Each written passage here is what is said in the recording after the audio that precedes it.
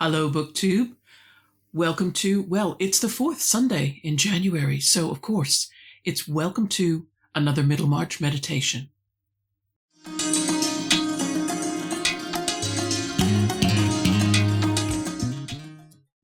I know that we've only covered the first few pages of Book 2, titled Old and Young, but already it's feeling, is it just me, or do you notice it too? It feels very different from Book 1, from Miss Brooke.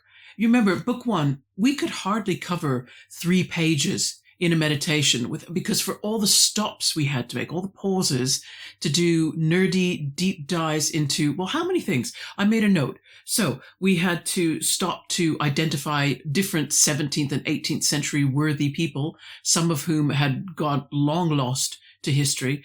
Then there were major points of English history, reform, political reform, etc. The lives of saints we had to know, the symbolism of plant life and gemstones. We needed to know the nature of wedding journeys, medical treatment, types of horse-drawn vehicles at the time. We had to stop for so many things. But Book 2, so far, seems much more straightforward. Truthfully, what it really sounds like is that Book 2 is more businesslike. That's what I felt as we were reading through the conversation last Sunday between Mr. Bulstrode and Dr. Lidgett. And I have a sneaking suspicion, having looked at the rest of the chapter, that the conversation between Mr. Bulstrode and Mr. Vincey, it's very much the same. You're probably not going to see a lot of opportunities where we need to dive into something, but there are a few. Many of you watching will already know that George Eliot combined 2 different manuscripts in order to make Middlemarch. Her first manuscript was principally the story of Tertius Lidgett, Dr. Lidgett, and Fred Vincey. Rosamund Vincey was almost a minor character, not written in quite such a prominent way. Then Eliot began a second novel, and this was beginning with the story of Dorothea Brooke. And it was those 2 books that she had to combine. And where we are now, chapters 11 through 16, is actually part of the bridge that she wrote. And it was fresh writing. A lot of people wondered if perhaps it wasn't, but there's several chapters of writing that she did sort of last of all to link the 2 manuscripts together. And that's where we are now, to bring the stories in line, plot and character-wise, but also thematically. And you can see a theme. We'll watch for this running through. I've been told by people who study Middlemarch that we should watch for a theme running through of young people wanting to express their ideals in their life's vocation, but social restrictions make it difficult for them to be honest to those ideals. So we'll begin where we left off last time, and that was just the end of the Bulstrode-Lidgett conversation, where Lidgett, who I think by this time is realizing that he and Mr. Bulstrode, they are not the same people. And he ends it by saying, "There we certainly differ." And he probably thinks we just differ, full stop. So over to the passage. "There we certainly differ," said Lidgett, but he was not sorry that the door was now opened and Mr. Vincey was announced. That florid, sociable personage was become more interesting to him since he had seen Rosamond. Not that, like her, he had been weaving any future in which their lots were united, but a man naturally remembers a charming girl with pleasure, and is willing to dine where he may see her again. Before he took leave, Mr. Vincey had given that invitation, which he had been in no hurry about, for Rosamond at breakfast had mentioned that she thought her Uncle Featherstone had taken the new doctor into great favour. Mr. Bulstrode, alone with his brother-in-law, poured himself out a glass of water and opened a sandwich box. Time for a little vocabulary, to start with florid. When Mr. Vincey is described as being a florid, sociable personage, florid means he had a flushed complexion, tending to be red around the cheeks and nose, possibly forehead, and combined with sociable what this suggests is that Mr. Vincey is a man who enjoys fine food and drink. And knowing his wife, we met Mrs. Vincey, didn't we, back in chapter 11, and she certainly was concerned with the provision of good food and drink, and that seemed to come from her being an innkeeper's daughter. It mattered to her. And Mr. Vincey seems to be a man who enjoys it. Maybe that's how he met his wife. Anyway, speculation. I don't even know if the book will deal with that. We'll carry on. If we drop down lower in the paragraph to where it says, before he took leave, Mr. Vincey had given that invitation. He's invited Dr. Lidgett to come dine at the Vincey household, something that Dr. Lidgett has not had before. And of course, in the structure of English Victorian etiquette, there was you could not come to someone's house unless you had, first of all, been introduced to the people who owned the house. You could either be introduced to a close relative of theirs, and then it was all right. You remember at the beginning of Pride and Prejudice. Anyone who's read Pride and Prejudice will remember how much Mrs. Bennet nagged Mr. Bennet to go and visit the new resident at, was it, oh, see, I've already forgotten the name of the residence. But never mind. I should have pulled my copy down if I was going to have a talk about this. But she begged Mr. Bennet. Mr. Bennet needed to go over and meet the young man who just bought. It's terrible. You guys are all going to be screaming it at the display, but never you mind. Mr. Bennet had to go and make introductions first, and only then could an invitation be extended to people. There were rules for when and how you could meet people, so that you simply couldn't run up to someone in the street as a stranger, introduce yourself and start talking. It was extremely rude. And if you were new to a neighborhood, again, you had to be very careful. You really needed someone's help. You needed someone to come to you from that neighborhood first, introduce themselves, and they had to be at a certain level. They couldn't just be anybody. And then that person would help you into society by introducing you to the right people and allowing the natural social exchange then to start. But it all had to be extremely well choreographed. And remember, Mr. Vincey, the passage says, he had been in no hurry about issuing this invitation. So obviously it didn't occur to him that Dr. Lidgett was someone he had to rush around to try to get to know. So something has changed his mind, and that something is what Rosamond has said just at breakfast. She's mentioned that she thought her Uncle Featherstone had taken the new doctor into great favour. Well, that's important. That's a clue to Mr. Vincey, because I think Mr. Vincey's obviously keen to preserve a good relationship with Uncle Featherstone. Part of the reason that he's having this conversation with Bulstrode is he's just trying to keep that relationship sweet, regardless of the cost to himself. One other thing he needs to do then, if old Uncle Featherstone favours Dr. Lidgett, then Mr. Vincey must be seen to favour Dr. Lidgett. But you'll remember, if we go back to page 97, and I'll put the passage up here, and we'll read it again. Rosamond silently wished that her father would invite Mr. Lidgett. She was tired of the faces and figures she had always been used to, the various irregular profiles and gaits and turns of phrase distinguishing those Middlemarch young men whom she had known as boys. She had been at school with girls of higher position whose brothers, she felt sure, it would have been possible for her to be more interested in than in these inevitable Middlemarch companions, but she would not have chosen to mention her wish to her father. And he, for his part, was in no hurry on the subject. An alderman about to be mayor must by and by enlarge his dinner parties, but at present there were plenty of guests at his well-spread table. There we go. That's another hint that the reason Mr. Vincey has a florid complexion is because he enjoys that well-spread table.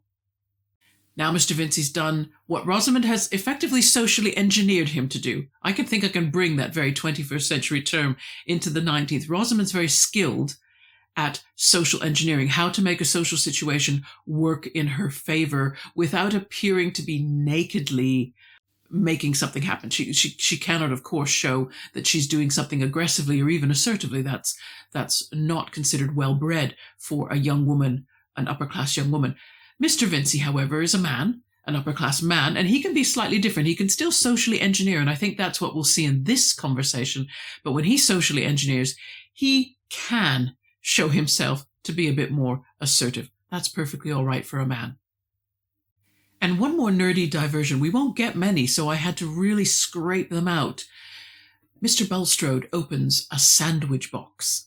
And perhaps we're thinking, what on earth was a sandwich box in the 1830s? What did it look like? Well, it wouldn't have been much. It wouldn't have been those later sort of early 20th century lunch pails with the big clips. The kind, the handle on top, and it's sort of barn-shaped or barrel-shaped. Nothing like that. It would have been a very simple, decorative, perhaps slightly decorative metal tin. It could have been silver if Mr. Bulstrode was a man inclined to spend a little bit more.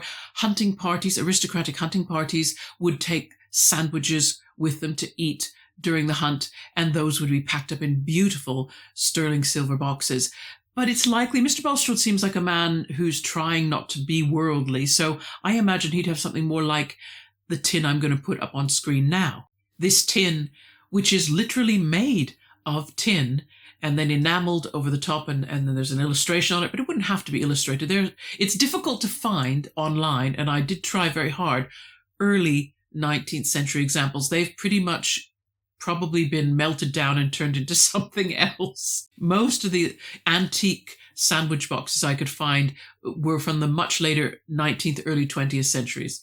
But this is one example of sort of 1820s, 1830s tin. Very simple thing, 6 inches by 3 inches by 2 3/4 inches deep. So it wouldn't hold a lot of sandwiches, but then Mr. Bulstrode is making a point, as we'll see, that his diet is not typical of Englishmen at the time. A well-to-do Englishman at the time, if he were working, lunchtime would be spent at his club or he would return home, but he would sit down to a proper hot meal. Again, the Victorians ate. They really did eat. They had very heavy meals. And since we know Mr. Vincey enjoys his food, he most surely at lunchtime would have gone round to a club or back to his home if that were close enough, and sat down to a knife and fork meal of some kind. Time to read section 2. I cannot persuade you to adopt my regimen, Vincey. No, I've no opinion of that system. Life wants padding, said Mr. Vincey, unable to omit his portable theory. However, he went on, accenting the word as if to dismiss all irrelevance. What I came here to talk about was a little affair of my young scapegrace Fred's. That is a subject on which you and I are likely to take as quite different views as on diet, Vincey. I hope not this time. Mr. Vincey was resolved to be good-humoured. The fact is, it's about a whim of old Featherstone's. Somebody has been cooking up a story out of spite and telling it to the old man to try to set him against Fred. He's very fond of Fred and is likely to do something handsome for him. Indeed, he has as good as told Fred that he means to leave him his land, and that makes other people jealous. Vincey, I must repeat that you will not get any concurrence from me as to the course you have pursued with your eldest son. It was entirely from worldly vanity that you destined him for the church. With a family of 3 sons and 4 daughters, you were not warranted in devoting money to an expensive education which has succeeded in nothing but giving him extravagant, idle habits. You are now reaping the consequences. Little look at the vocabulary first, of course. His portable theory. I think Eliot and her narrator are making a bit of a joke at Mr. Vincey's expense, because he says, life wants padding, and then it says, unable to omit his portable theory. In other words, he brings his theory with him, and that is probably what she means is in the shape of his body. In other words, Mr. Vincey, we can probably safely assume, is also padded. He has the padding to prove that he believes life needs padding. He doesn't want Bulstrode's less greedy regimen of lunching on a sandwich and a glass of water. He wants something more substantial. Scapegrace. There's a lovely word, scapegrace, and it's applied to Fred, and it means someone wayward or mischievous. But as you'll see from the chart that I'm going to put up, this came from the Oxford English Dictionary, the word has had its ups and downs. It was clearly used much more frequently from around the early to mid 19th century, And then quietly in the 20th century, it seems to have taken a nosedive and really hasn't been used much. I do notice a slight increase in the 21st century. I don't know who is beginning to use the word scapegrace again with any greater frequency. That's interesting. Would love to know which publications. Maybe they're all religious. I don't know. I just assumed everyday speech, but perhaps this is more specifically a religious use. The other thing I noticed was Mr. Vincey, in the third paragraph in brackets where it says, Mr. Vincey was resolved to be good-humoured. So he had to bring resolve, meaning previous encounters with his brother-in-law have been difficult. Maybe he hasn't handled himself so well. This time he wants to remain as calm as he can and good-humoured. He probably figures that that's the best way to get what he needs from Bulstrode. And you can see how he and Rosamond are similar in that they both plan and think about, how am I going to go into a situation to get what I want out of it? What am I going to say? How am I going to say it? And also note that this is the first time since we've met the Vinceys that we now know the exact size of the family.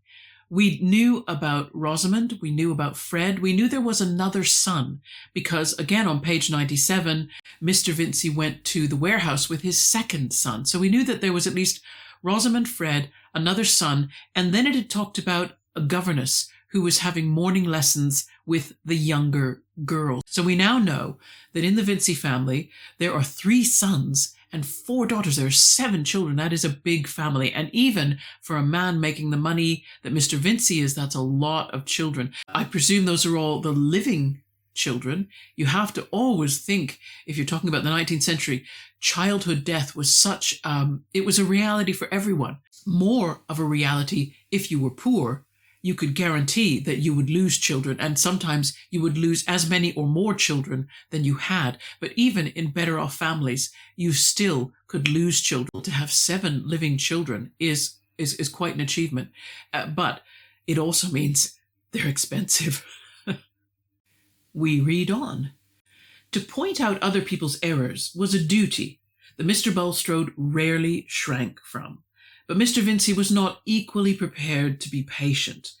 When a man has the immediate prospect of being mayor and is ready, in the interests of commerce, to take up a firm attitude on politics generally, he has naturally a sense of his importance to the framework of things, which seems to throw questions of private conduct into the background. And this particular reproof irritated him more than any other. It was eminently superfluous to him to be told that he was reaping the consequences, but he felt his neck under Bulstrode's yoke, and though he usually enjoyed kicking, he was anxious to refrain from that relief. As to that, Bulstrode, it's no use going back. I'm not one of your pattern men, and I don't pretend to be. I couldn't foresee everything in the trade. There wasn't a finer business in Middlemarch than ours, and the lad was clever. My poor brother was in the church, and he would have done well, had got preferment already, but that stomach fever took him off, else he might have been a dean by this time. I think I was justified in what I tried to do for Fred. If you come to religion, it seems to me a man shouldn't want to carve out his meat to an ounce beforehand. One must trust a little to Providence and be generous. It's a good British feeling to try and raise your family a little. In my opinion, it's a father's duty to give his sons a fine chance. Well, I definitely agree with Mr. Vincey that if anything is British, it is the feeling that you should try to raise your family a little. I've talked about class, but it's true for anyone that doesn't live in the UK. Yes, the English are we still have a class thing. It's diluted and the people have changed a little bit. It's still there. But in the early 19th century, my word, the need to move your family up, and perhaps that was because poverty was just so terrifying.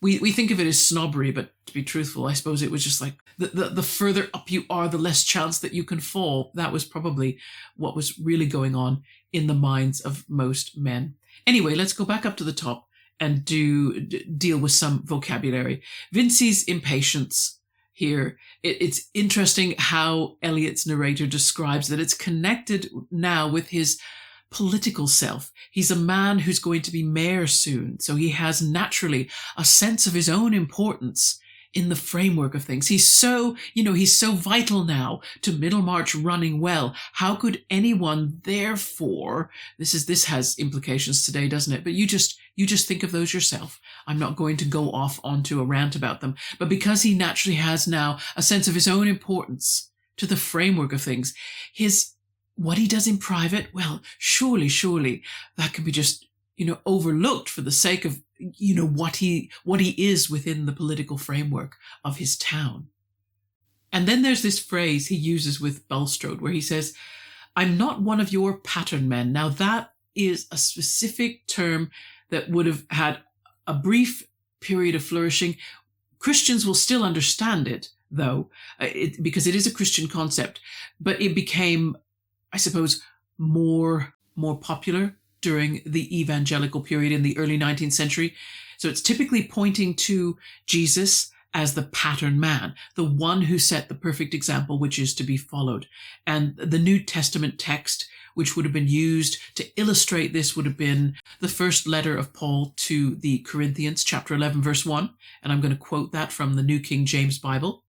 "Imitate me, just as I also imitate Christ." So there's an emphasis on Jesus being the son of Joseph as well, a carpenter. And of course, so sermons would center around the fact that every carpenter has a blueprint, right? A plan.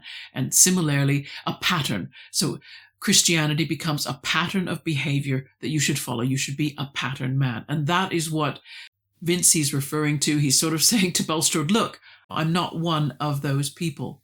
I'm not a good example. Yeah. So we go on.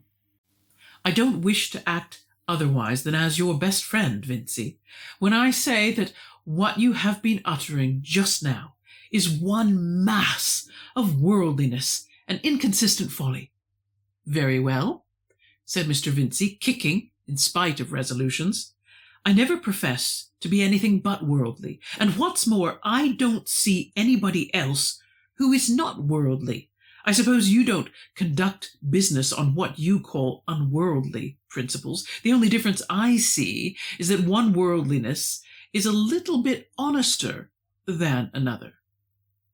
"This kind of discussion is unfruitful, Vincey," said Mr. Bulstrode, who, finishing his sandwich, had thrown himself back in his chair and shaded his eyes as if weary.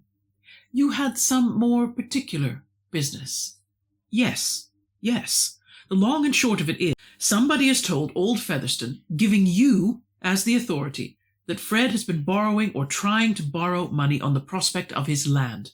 Of course, you never said any such nonsense, but the old fellow will insist on it that Fred should bring him a denial in your handwriting. That is, just a bit of a note saying you don't believe a word of such stuff, either of his having borrowed or tried to borrow in such a fool's way. I suppose you can have no objection to that. The vocabulary here interests me. Worldliness. What is it anyway? The Oxford English Dictionary defines it as concern with material values or ordinary life rather than a spiritual existence. This is still not helpful, right? Because what exactly for a human being constitutes a spiritual existence? This was a slippery concept. It still is. It was. To live as a human being demands a certain concern with material things, does it not? Just to survive. And to do more than survive asks even greater concern with material things and ordinary life. Mr. Vincey's argument that both he and Bulstrode have to be worldly to do their business, and that at least he, Vincey, is honest about it, Bulstrode has no effective counter to that. Do you notice he doesn't answer that argument? He diverts the subject. He effectively says that kind of discussion is unfruitful, Vincey. Unfruitful meaning I will be proved to be no better than you, and we can't go there. That's not what I'm trying to achieve. I need to maintain that sense of moral superiority. So he moves the conversation on. And also note that Vincey's taking it for granted that Bulstrode isn't behind the rumors that got through to Mr. Featherstone. We're not sure about that, are we? We know that Featherstone himself, he denied any connection with Bulstrode or knowledge of Bulstrode or caring about Bulstrode to his sister. And then, as soon as his sister was gone and he was alone with Fred, he said something very different. He, in fact, underlined Bulstrode as being the possible source of that rumor, and knowing something, as being the person who knew something and reported it to Featherstone. So we just don't know. Has Bulstrode done this? We have yet to find out. I love the intrigue of Book 2. Book 2 is definitely more of a book with intrigue and things going on behind the scenes. I like that part of it. Pardon me, I have an objection. I am by no means sure that your son, in his recklessness and ignorance, I will use no severer word, has not tried to raise money by holding out his future prospects, or even that someone may not have been foolish enough to supply him on so vague a presumption. There is plenty of such lax money lending as of other folly in the world. But Fred gives me his honour that he never borrowed money on the pretence of any understanding about his uncle's land. He is not a liar. I don't want to make him better than he is. I have blown him up well. Nobody can say I wink at what he does, but he is not a liar. And I should have thought, I may be wrong, that there was no religion to hinder a man from believing the best of a young fellow when you don't know worse. It seems to me it would be a poor sort of religion to put a spoke in his wheel by refusing to say you don't believe such harm of him as you've got no good reason to believe.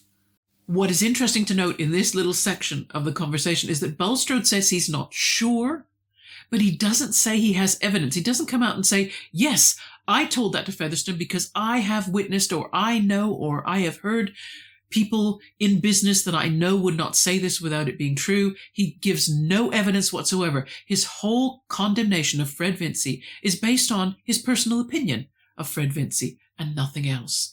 And also, let's talk about the possible scenarios here. Scenario 1 is that Fred Vincy has never borrowed money against his inheritance of Featherstone's land, but we do know that he may have spoken foolishly about the possibility of doing so. If Bulstrode got word of this, he could at least give Fred's father, if he was a decent man, he should tell Mr. Vincy the details of exactly what he heard. If he was told, yeah, Fred just blurted this out, I'm going to do this, I think this would be a good idea, but hasn't actually done it, there's no harm in telling Mr. Vincy that. And scenario 2, if Fred has lied to his father and he actually has borrowed money against the inheritance, well, if Bulstrode knows this, it would be, as a brother-in-law, it would be a kindness to tell Mr. Vincy, especially in this very private situation, because then Mr. Vincy can think about it, can take steps maybe to repay the lender without anybody knowing any better. Just limit the damage, But all Mr. Bulstrode seems to be thinking of is, well, my assessment of Fred is that he's a bad un. He doesn't let on that he knows anything else. He's just condemning Fred on the basis of, I'm pretty sure that he's a bad un, but I know nothing. Well, if he knows something, he should say. That would be the kinder thing to do. I am not at all sure that I should be befriending your son by smoothing his way to the future possession of Featherstone's property. I cannot regard wealth as a blessing to those who use it simply as a harvest for this world. You do not like to hear these things, Vincy, but on this occasion I feel called upon to tell you that I have no motive for furthering such a disposition of property as that which you refer to. I do not shrink from saying that it will not tend to your son's eternal welfare or to the glory of God. Why then should you expect me to pen this kind of affidavit, which has no object but to keep up a foolish partiality and secure a foolish bequest? If you mean to hinder everybody from having money but saints and evangelists, you must give up some profitable partnerships. That's all I can say, Mr. Vincy burst out very bluntly. It may be for the glory of God, but it is not for the glory of Middlemarch trade that Plymdale's house use those blue and green dyes it gets from the brassing manufactory. They rot the silk. That's all I know about it. Perhaps if other people knew so much of the profit went to the glory of God, they might like it better. But I don't mind so much about that. I could get up a pretty row if I chose. Oh, this is starting to get very heated now. What is the real reason that Bulstrode is opposed to Fred Vincy inheriting land from his Uncle Featherstone? I think that that's a question mark hanging over book 2. And as I say, I love the intrigue in this. And Eliot writes Mr. Vincey's reply as an outburst. She says, Mr. Vincey burst out very bluntly. So a little bit of his resolve to keep the conversation good-natured has slipped, just a little bit. But the detail he uses this time suggests that the issue about these dyes, that it's bothered him for some time, but he's held back. But he has evidence, right? He's not just making a judgment. I don't like those Plymdales. I think they're a bit of a bad lot. He's saying, excuse me, I have evidence that the dyes they are using are actually causing the fibers in the silks they dye to break down. So the clothing doesn't last. It isn't good quality. That's a whole different thing. And it's obvious that Bulstrode is financing. That's what he's sort of saying. These are the people you finance, apparently to the glory of God. But let me tell you, there's something going on, which I could, as he said, I could get up a pretty row. Well, that's a threat.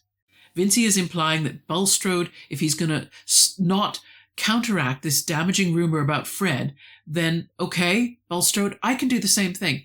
I can start up a rumor and it'll be down to you to get me to take it back.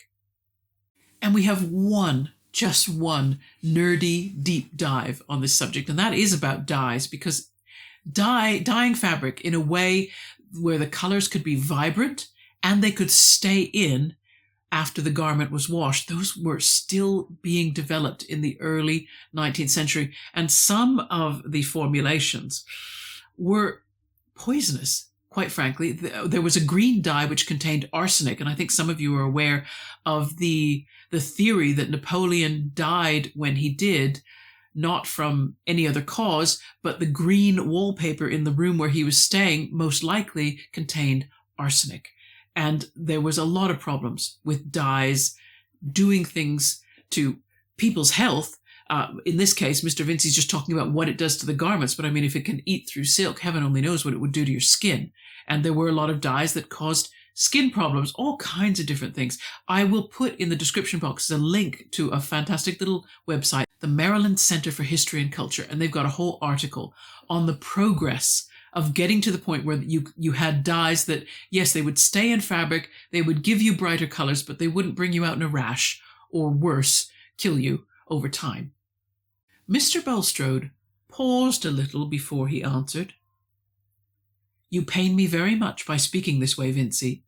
I do not expect you to understand my grounds of action. It is not an easy thing, even to thread a path for principles in the intricacies of the world, still less to make the thread clear for the careless and the scoffing. You must remember, if you please, that I stretch my tolerance towards you as my wife's brother, and that it little becomes you to complain of me as withholding material help towards the worldly position of your family. I must remind you that it is not your own prudence or judgment that has enabled you to keep your place in the trade. Very likely not, but you have been no loser by my trade yet, said Mr. Vincey, thoroughly nettled, a result which was seldom much retarded by previous resolutions. And when you married Harriet, I don't see how you could expect that our family should not hang by the same nail. If you've changed your mind and want my family to come down in the world, you'd better say so. I've never changed. I'm a plain churchman now, just as I used to be before doctrines came up. I take the world as I find it, in trade and everything else. I'm contented to be no worse than my neighbours, but if you want us to come down in the world, say so. I shall know better what to do then. Just a little vocabulary review. When Bulstrode says my grounds of action, of course, we're still questioning what these grounds are. I still feel, as I read Mr. Bulstrode's responses, that he's concealing something. He's always trying to just push the argument back onto that you're just so awful. I don't see why I should defend you. Your son, I think, is awful. He's not dealing in facts, in evidence. He's dealing in what's happened in the past and what cannot be corrected, but he's not dealing in the specific accusation that's come forward in which he's supposed to be involved. He's really just smokescreening around that. So Vincey must owe Bulstrode a debt for something, because Bulstrode says, I must remind you that it is not your own prudence or judgment that has enabled you to keep your place in the trade. Oh, okay, so something has happened. The reason Mr. Vincey maintains something about his business must be due to possibly Bulstrode's help? Maybe. Although Vincey counters, and he isn't argued with, he says, you have been no loser by my trade yet, so whatever help Bulstrode must have given Vincey must have come good. That is, if he invested in the business, he must have got it back with some kind of return, so no loss made. But again, they're arguing, but I still feel like Mr. Vincey has the upper hand in this argument, because no matter what Bulstrode gives him, Vincey's able to come back and he's quite honest. Whereas I don't feel in this conversation that Bulstrode is being 100% transparent. And Vincey also hints that the reason Bulstrode might turn against him is religion. It's because Vincey doesn't care for doctrines. And doctrine, what was taught, what you believed, was the main issue with evangelical Christianity. There were certain things you simply were required to believe. And it's obvious that Mr. Vincey doesn't go along with that. And this is the root problem between himself and Bulstrode. But as Vincey says, why should it be? Mr. Bulstrode continues, we shall read on. You talk unreasonably. Shall you come down in the world for the want of this letter about your son? Well, whether or not, I consider it very unhandsome of you to refuse it. Such doings may be lined with religion, but outside they have a nasty dog-in-the-manger look. You might as well slander, friend. It comes pretty near to it when you refuse to say you didn't set a slander going. It's this sort of thing, this tyrannical spirit, wanting to play bishop and banker everywhere. It's this sort of thing makes a man's name stink. Vincey, if you insist on quarrelling with me, it will be exceedingly painful to Harriet as well as myself, said Mr. Bulstrode, with a trifle more eagerness and paleness than usual. I don't want to quarrel.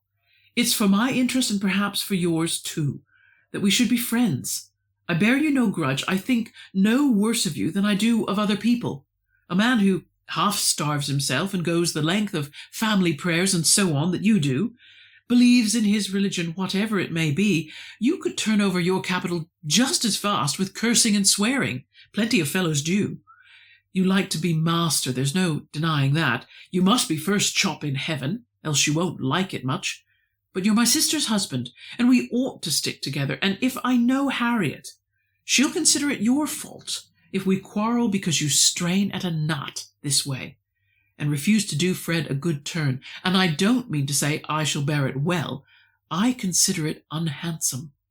Ooh, there's a bit of nerdy vocabulary here that we could get into. Dog in the manger. There's an English idiom that is so strange. What on earth does that mean? Okay, if a dog beds down in a manger, in a barn where they've laid straw, that's a place for domestic farm animals like sheep and cattle. They're meant to shelter in there. So the sheep, if they saw a dog there, they'd be afraid, or cattle would be, they'd be unsettled and uneasy, and they'd have no place to sleep. But the dog doesn't need the manger. It has its own bed somewhere else. So this is the meaning. From Vincey's point of view, Bulstrode could have no interest in Featherstone's property and what he does with it. So Bulstrode is acting like a dog in the manger. If he does anything to prevent Fred Vincey from inheriting that property, Bulstrode, of course, is unsettled now. Either he does have some interest in Featherstone's property, or he knows that Fred Vincey has, in fact, borrowed this money. Either way, he should be more honest with Vincey, and he's not. He's concealing it, and it's really, it's bothering me probably as much as it's bothering Mr. Vincey.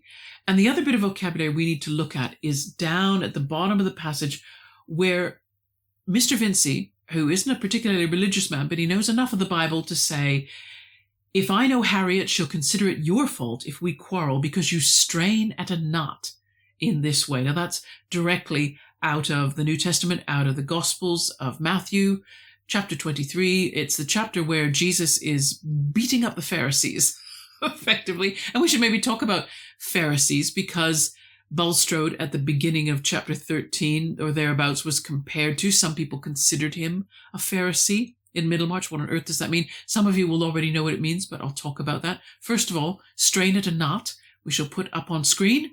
a lovely photograph of a passage from my New King James Bible, Matthew chapter 23, verse 24, blind guides who strain out a gnat and swallow a camel. The meaning meant you fuss and fret over a tiny infraction, a small, not particularly important error of some kind, and meanwhile, what goes right past you? Something that is properly criminal, properly immoral, much more of a serious issue. That's what it means.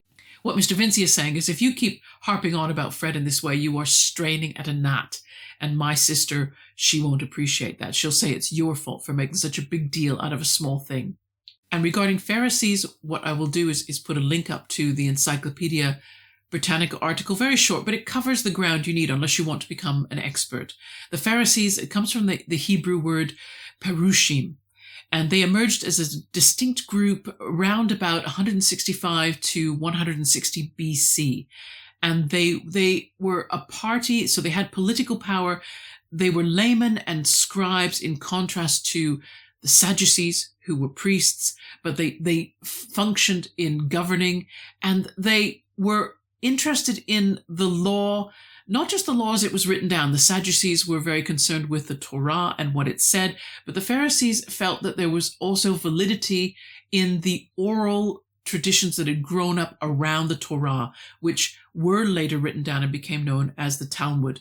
And so the Pharisees were ones that tended to get down to the fine detail of exactly how one should interpret broader statements of law in the Torah. And so, of course, you can imagine if you got a little carried away with that, and it wouldn't be hard, you would start to get very fussy about tiny, tiny points of behavior. And Jesus seems to have been quite strident about this. And I must admit, this is probably the one section of the New Testament that I do believe could have been the words of Jesus, because they're so contemporary and they deal with a contemporary problem. So his dislike of the Pharisees' inability to back up and see bigger principles because they were so busy nailing down tiny, tiny rules. I could see that being, a real criticism. Let's find out how this argument ends. Mr. Vincey rose, began to button his greatcoat, and looked steadily at his brother-in-law, meaning to imply a demand for a decisive answer. This was not the first time that Mr. Bulstrode had begun by admonishing Mr. Vincey, and had ended by seeing a very unsatisfactory reflection of himself in the coarse, unflattering mirror which that manufacturer's mind presented to the subtler lights and shadows of his fellow men. And perhaps his experience ought to have warned him how the scene would end. But a full-fed fountain will be generous with its waters even in the rain, when they are worse than useless, and a fine fount of admonition is apt to be equally irrepressible.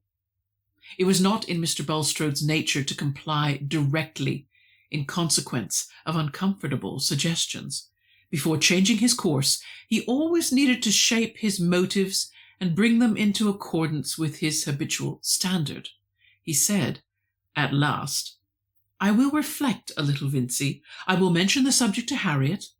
I shall probably send you a letter." "Very well. As soon as you can, please. I hope it will all be settled before I see you tomorrow." Okay. This shows Vincey's skill at negotiation. And I think his strength here is his honesty. It makes him consistent. Bulstrode is weak because he is inconsistent. His arguments are not coming from a place of honesty. Bulstrode speaks as if he has no interest in worldly matters because he is spiritual, but his reason for not helping Fred is all based on personal bias instead of evidence. It suggests a lack of love and mercy, and so that doesn't go in his favor. There is a possibility that Bulstrode does have a worldly interest in Featherstone's legacy, and if so, that just destroys his spiritual stance completely. And he's also being deceitful, or he could be being deceitful, and that undermines him spiritually. So, Vincey comes out of this conversation appearing to be really the more spiritual person, if only because he's so honest. Not morally perfect, but honest about his imperfections. And that's today's meditation done. You see how quickly it feels like it goes. It's just a different kind of writing for this book. All this thinking about the construction of Middlemarch that I mentioned at the beginning, it's given me two ideas. One, I think at some point, and it may be later on, we should do a meditation that focuses on how Eliot put the manuscript together as best people can tell, because she didn't document that very thoroughly. Did some documentation, but not a lot. And two, I think I should visit the British Library, where the manuscript resides, and it's only an hour by train from me, so why haven't I not gone? Don't know how much I'm allowed to film or photograph inside the British Library. The manuscript is on permanent display. There will probably be a restriction on photographs to prevent light damage, but the library itself, it's quite an impressive piece of architecture. So if I did go down, what I might do is just film around and then talk about what I discovered in terms of what the museum has to say about the manuscript and its coming together. And I've also purchased Connell's Guide to George Eliot's Middlemarch. And this is written by Dr. Josie Billington, and she is the professor of English at Liverpool University, and her specialty is Victorian literature, and more narrowly, she really likes George Eliot. So I'm hoping that what that book will do is bring me some more deep dives. Maybe I'm missing the number of deep dives we had in book one, so I'm trying to find a way to increase them. So that's going to be a reference book that I'll start to bring in to our meditations going forward. That's it, everybody. I won't see you in terms of a Middlemarchy kind of content until, what will it be? The 16th of February. So see you again with a meditation then. Midweek, we honestly are going to have a fiction review, I promise. And we are going to be looking at Alan Duff's Once Were Warriors. So stay tuned for that. In the meantime, great reading, everybody. That's what I want you to have. Take care. Bye-bye.